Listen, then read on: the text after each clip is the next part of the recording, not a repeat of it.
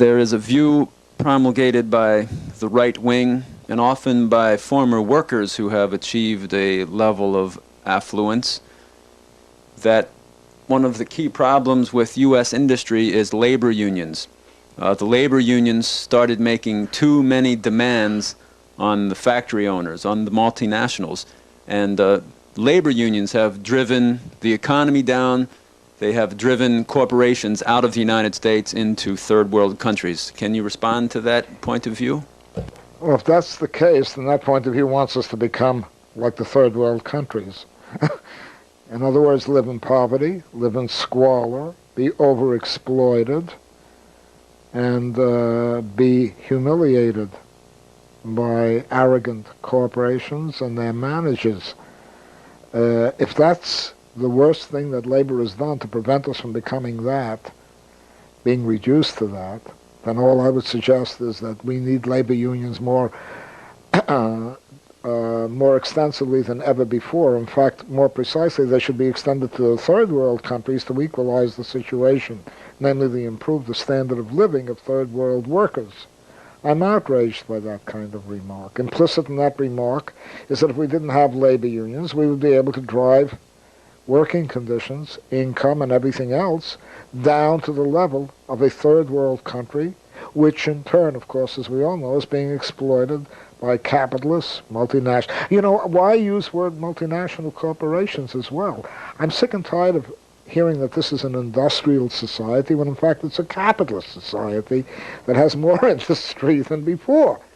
I'm weary of hearing multinational corporations when we're talking about a predatory capitalist pirates, you see, very much in the tradition, in their own way, of Gould, the great railroad magnate, who claimed that he could hire half of the working class to destroy the other half. You know, the Rockefellers of the early part of this century and the latter part of the last century. Let's call them what the hell they are. This is not an industrial society alone. It's a capitalist society that is particularly well equipped with industrial technology. I want to insist upon the correct use of words here, even though it seems that I'm sidetracking the issue for a moment. These are not simply multinational corporations. They're called corporations that have extended out to other areas or other nations of the world. But they're still the same old predatory sharks that they were, quite as bad as they were in the 19th century, when everybody visibly knew a beastly capitalist for what he normally was. So let's call it what it is, this thinking capitalist society, and I feel very strongly about this use of terminology. Nor are we in a post-industrial society. It's another pile of linguistic or semantic hogwash. You know, everybody's trying to cover up the evils of the society with benign language, okay? Now, getting back to labor unions. Labor unions are responsible for the fact that American products do not sell well, or American industry is not as effective, whatever that word means, namely profit-making, because labor unions have kept wages too high or have made working conditions too good. By the way, they're not too high and they're not too good, labor unions or not. And hence, third world countries or other parts of the world which are less, quotes, industrialized, owing to the lower wages that the multinationals pay people in the third world, and owing to the appalling working conditions, the free hand in polluting in the environment, and the low quality and standard of life, are responsible, have given an edge to these areas. Well, if labor unions have done that, then all I can say is that we need a trade union international that will finally raise the standard of living of people in third world countries or in people in non-unionized jobs up to the level that hopefully trade unions have achieved. I say this is a moral issue, not because I think that trade unions are going to be the salvation of society. I say this because, first of all, I'm offended by the hypocrisy of such statements. The implication of such statements, particularly when they're made by affluent people, and especially people whose affluence I'm talking of former workers, has been acquired through trade unions. That is to say, without these unions, they wouldn't be affluent. Can now turn their backs on the very sources of their affluence and condemn trade unions for making American, quotes, industry, let's put it frankly, capitalism, less competitive. Another fiction, by the way, that we can go into, incidentally, because in other areas, workers are, in effect, providing labor at such low wages, or forced to provide labor at such wages, that these other people can be affluent. Outrages me. It simply outrages me. It outrages me when I hear of a worker. I've been in 5 trade unions in my life. I know a great deal about the trade union movement, and I've studied labor history with as meticulously as anyone could who has been in the radical movement. The trade unions were established in the United States with great pain and bloodshed. There are people who died to create trade unions, people who were shot in their efforts to create a trade union movement. I'm shocked by the fact that from George Meany onward, or Philip Murray onward in the CIO, Congress of Industrial Organizations, not to speak of the American Federation of Labor, which was never great shakes to begin with, that there has been such a repellent complicity between trade union leaders and capitalists. They're on the very people they're supposed to be in an adversarial relationship with. That bothered me. And through the whole Cold War, George Meany, the head of the AFL/CIO, literally became an instrument of American Cold War policy, and with very close connections to the CIA in spreading a trade union movement in Europe and elsewhere in the world that would be more favorable to American foreign policy and American colonialism, or to use a more appropriate word, American imperialism, which is not to say that other countries didn't have their own imperialism as well. So I have a lot of criticism of trade unions. Not trade unions as such, but trade union leaderships. I don't believe that the trade union movement, as the anarcho-syndicalists might believe, even in a libertarian form, will redeem us and form the foundations for a new libertarian, anarcho-communist society. But what I do resent is the immorality of attacking the unions, of all things. They attack the unions, who have been trying to, at least in order to satisfy their membership, leadership having to satisfy its membership, producing high costs, or causing American products to be priced out of the market, because third world countries or multinationals that establish themselves in third world countries can get labor for 10 cents, 20 cents, or $1 an hour, which might otherwise cost them, give or take, $10 an hour in the United States or $15 an hour. I'm shocked by a view so inane, so immoral, so indecent, in fact, so evil, to be very honest with you. First, I am all the more appalled when I hear that affluent workers today, who have risen either up to the levels of management or have retired and now sit and read the Wall Street Journal and check out their various securities on the stock market because trade unions made it possible for them to get the income to enjoy these retirements. I'm shocked when I hear workers or ex-workers or bourgeoisified workers now, on retirement incomes and incomes earned from the stock market or mutuals and so on and so forth, sit around, carping against trade unions. The very trade unions, incidentally, quite frequently, that brought them to this affluent position. So that's all the more indecent in my mind. But very important is the fact that one must realize the implications of such a statement. If high standards of life in the United States achieved through trade union activities, more pleasant working conditions achieved through trade union activities, have resulted in American products being too costly, then what's the implication? The implication is that we should get rid of the trade unions, drive down the living standards of workers today, pay them less so that they can compete with Mexican workers. This is in no way derogatory of Mexican workers, by the way, who I feel are victims in this whole situation, or Latin American workers generally, or wherever it is that these predatory sharks called industrialists and entrepreneurs go to establish their profitable firms and relocate. I would suggest that some of the more affluent people now who are living off the gains of the trade union movement, kindly give up their mutual stocks and divest themselves accordingly and live on a third world basis if they're against trade unions. Or else the alternative is, and this I would say is a very pleasant alternative, bring trade unions to Mexico, bring them up to the level of American workers, income level of American workers, bring them to Africa, to the rest of Latin America, to Asia and everywhere else. Okay, and then there won't be, if the trade union, as I indicated, a trade union international could be established, it will do exactly that, raise the whole level of everybody's wages, then what have we got to worry about? But remember what the implications, what the unspoken message of denouncing trade unions really consists of, driving American living standards down to third world living standards, and working conditions, and pollution, and everything that goes along with it. I'm shocked by that claim.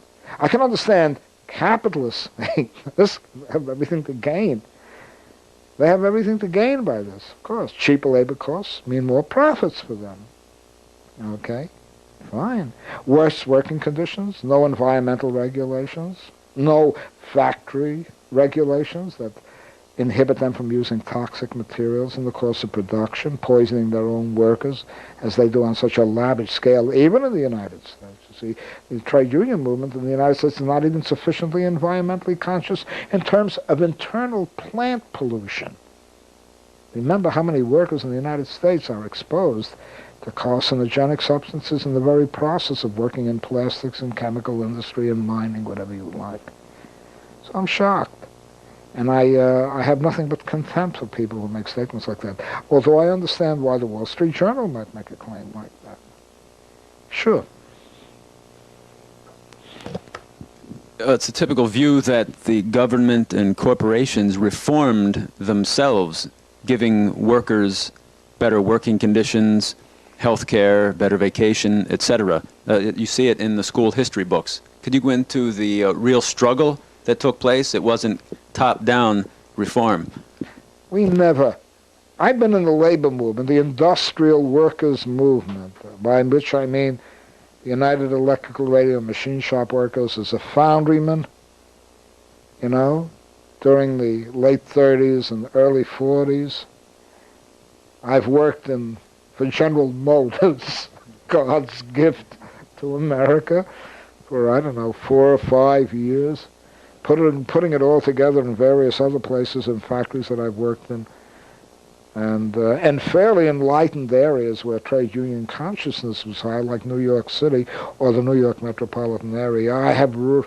After all this experience, I can say with absolute certainty that, and sitting in on negotiations, trade union, that's an experience one should somehow have conveyed, you know what I mean? One movie that gets close to conveying it is that movie Roger and Me about General Motors. I have yet to see the day when capitalists on almost any level have been enlightened, so enlightened as to give one damn about the workers that they employ. One damn. There are little cheap pretensions. I worked, for example, in a foundry where I can say the dust from the, molding dust was so thick that you thought you were in an old-time London fog. You couldn't see more than about, give or take 6 feet beyond you, and then afterward, everything looked like it was a cloudy outline. We were breathing in cancer-causing substances. I'm telling you that right now. Apparently, somewhere along the way, the state of New Jersey, because the plant was a foundry located in the state of New Jersey, had required that there be a ventilating system to draw out this dust. and bring in only relatively fresh air. You couldn't completely remove it. And that ventilating system was in total disrepair. It was not working. And additionally, and most people are not familiar with foundries, particularly the old-time foundries where you work with molten iron that is at least 600 degrees Fahrenheit, in order for it to acquire that liquid form, at least, literally burns you, through any kind of protection you may have. And on the other hand,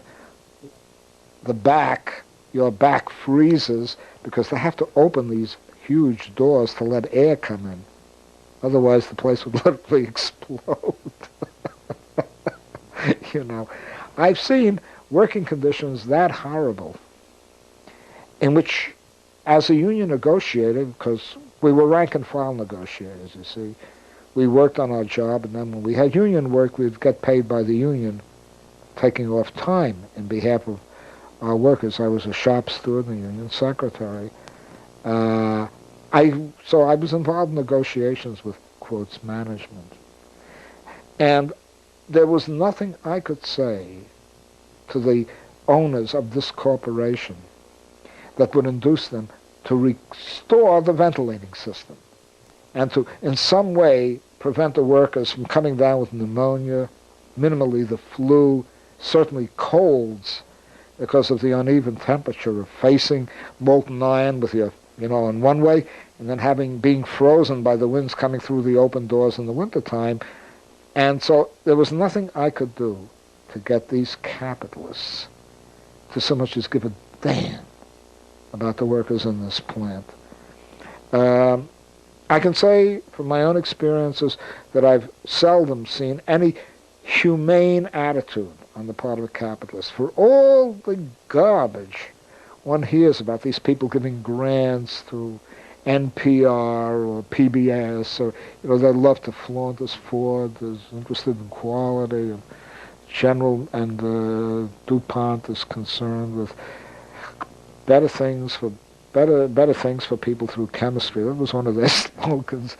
At the same time, working with carcinogenic substances and exhibiting a total indifference, showing a total indifference to the welfare of the workers. The workers were nothing more than a resource to be exploited as ruthlessly as any other resource, for example, that a lumberman would have. Everywhere along the way, timber companies, everywhere along the way you had to beat them down on the most elementary decencies of life. Quality of bathroom, quality of air, quality of temperature, whatever you want, kind of temperature you had.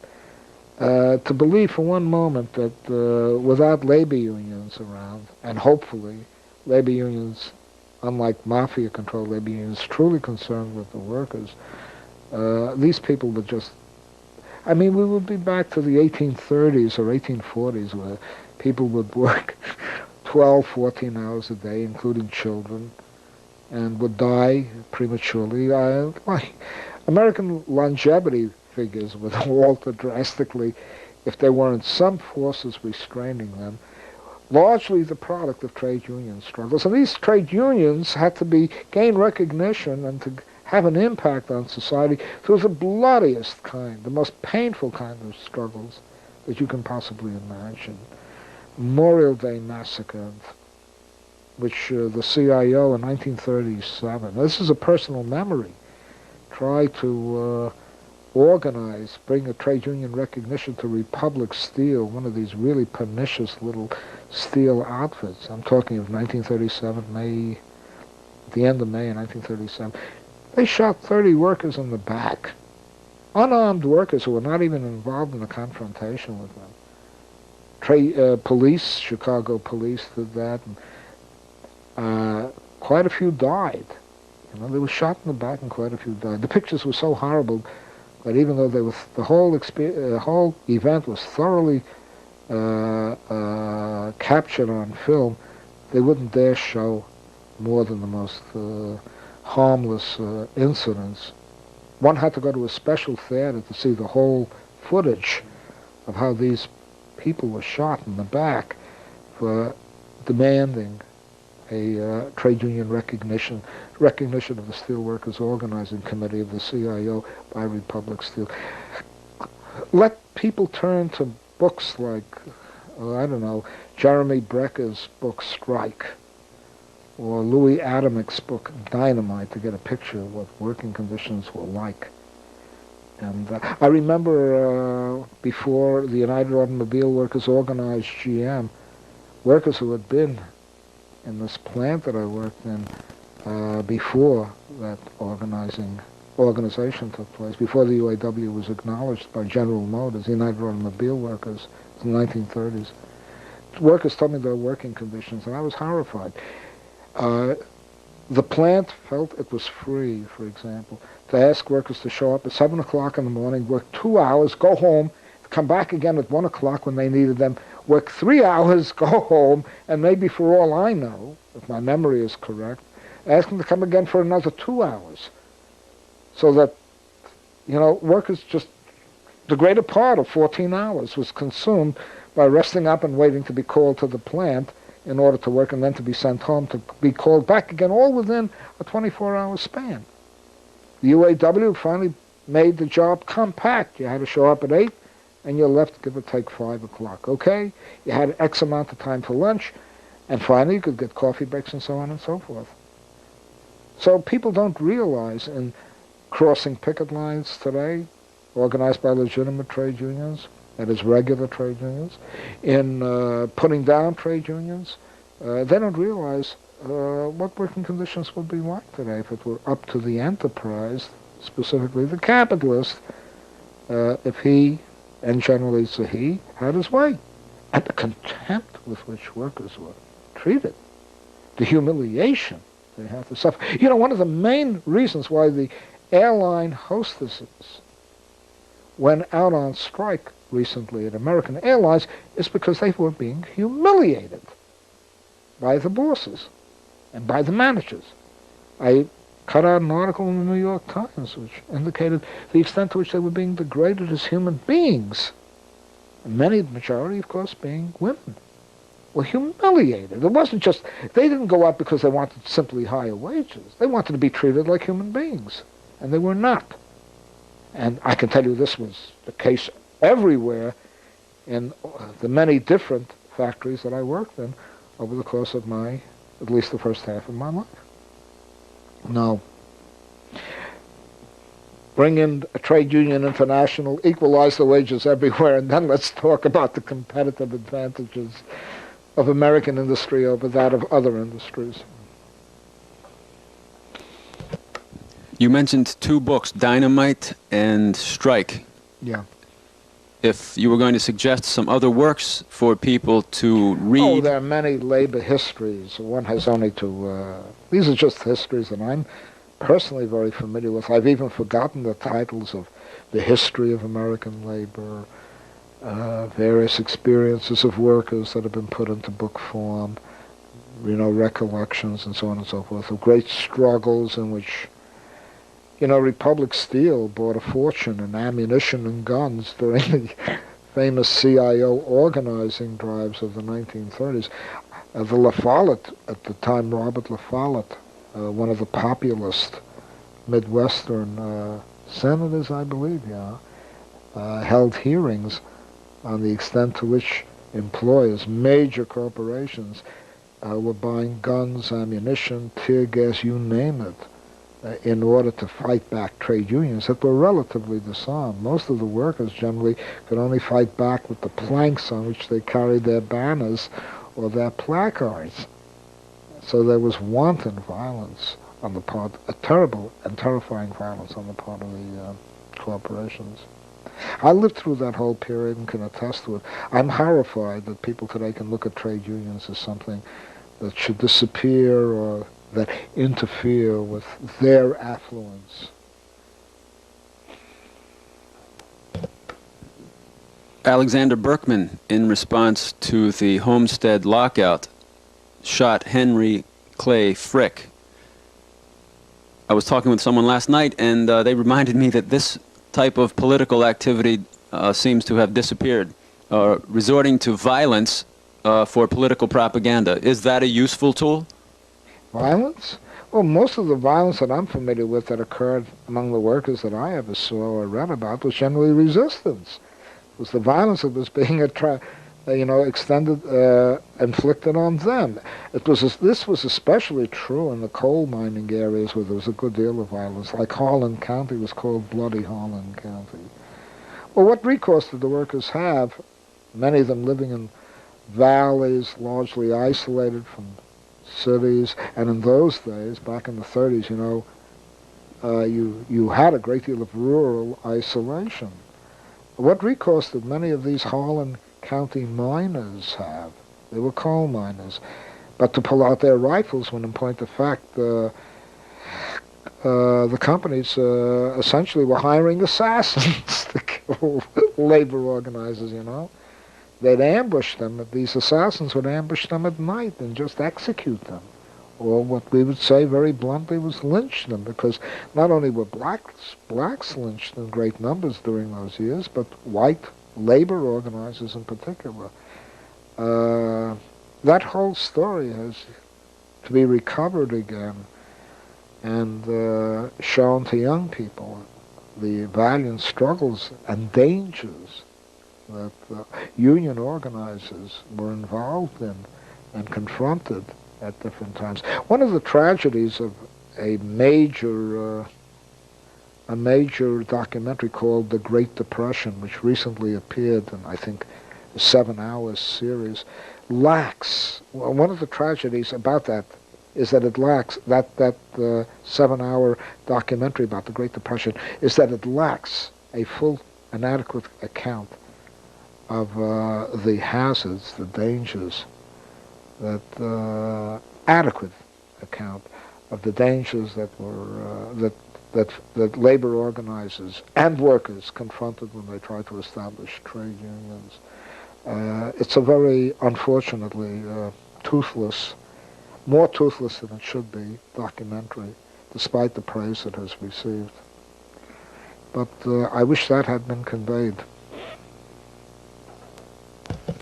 Speaking of films and documentaries, last year a film came out about Jimmy Hoffa and his participation in labor unions. Can you talk about that and the relation between unions and the mafia? Yeah, briefly, and I'll take one example specifically, the Teamsters Union. Most people do not know that the most important Teamster local was established in Minneapolis by the Trotskyists. And I knew some of them.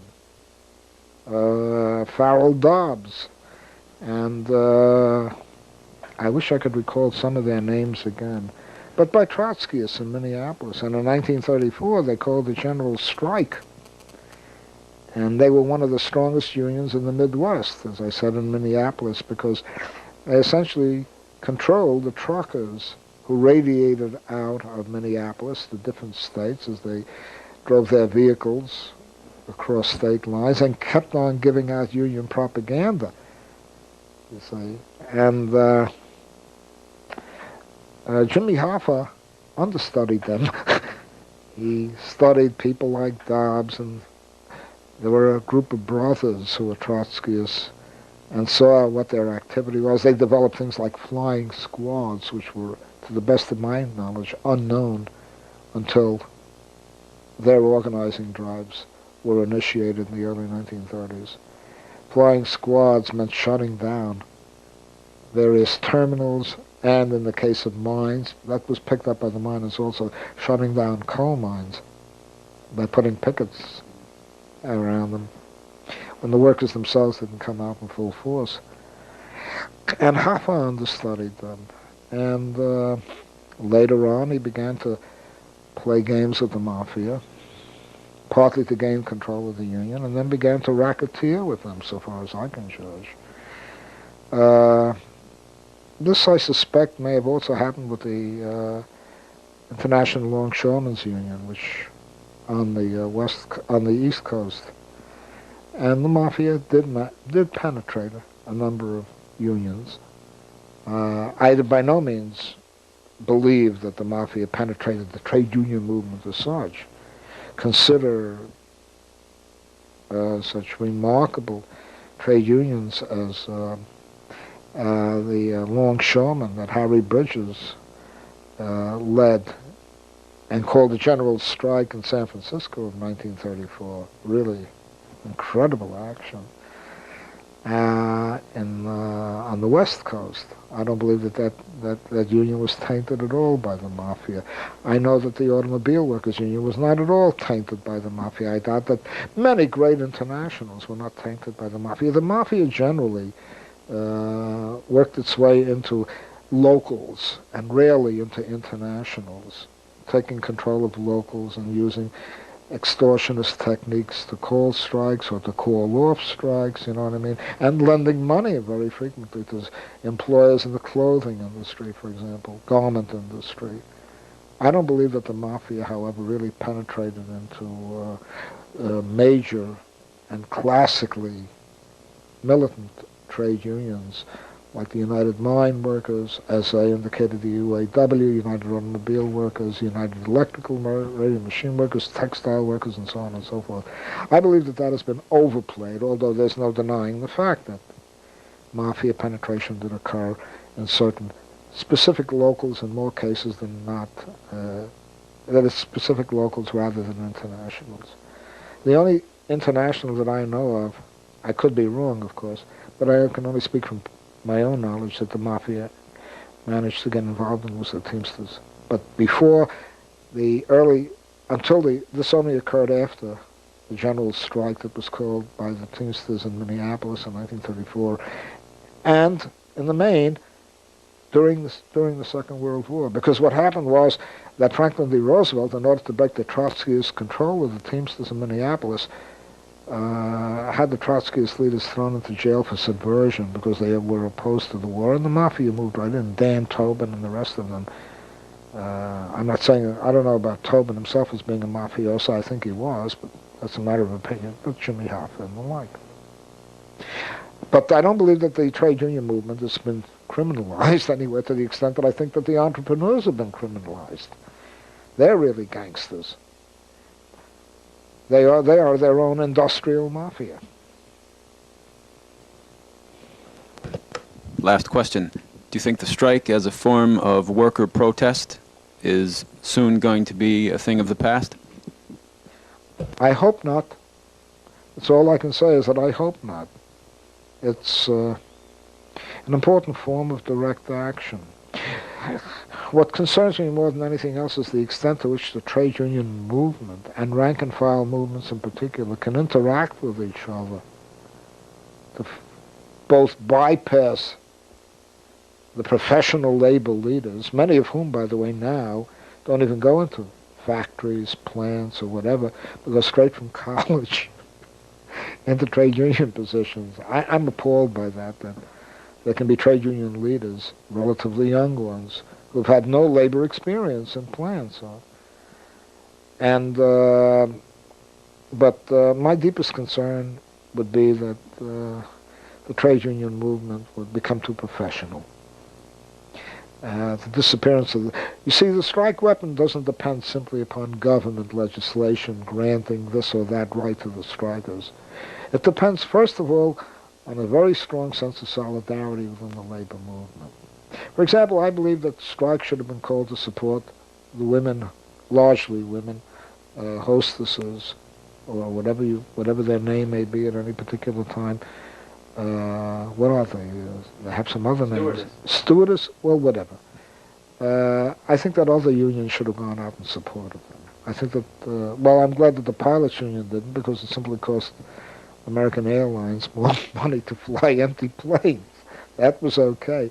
But I think they should have gotten broad labor support. And I remember a time when people, the customers of these airlines and factories and corporations were sufficiently trade class conscious, let's put it that way, never to cross the picket line.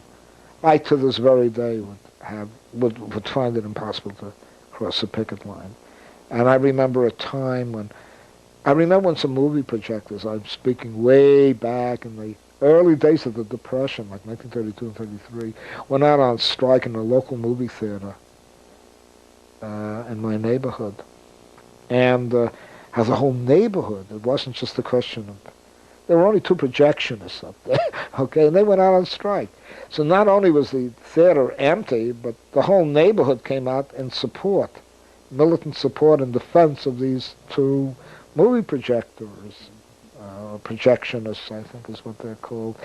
And like there were 1,000 people who literally formed a huge picket line, a crowd that prevented the theater from functioning, and they had to close it down, and finally reach an agreement with these two projectionists. That was the feeling of labor solidarity that existed in the New York that I remember back in the 1930s.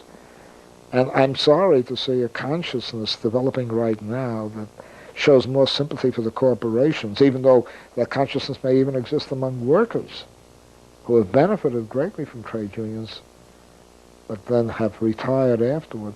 I'm very sorry to see a consciousness emerge right now that blames big labor as though labor is big, and labor bosses as though labor is the only thing that produces bosses, but not General Motors. You understand, the U.S. Steel or DuPont Chemical and whatever you like.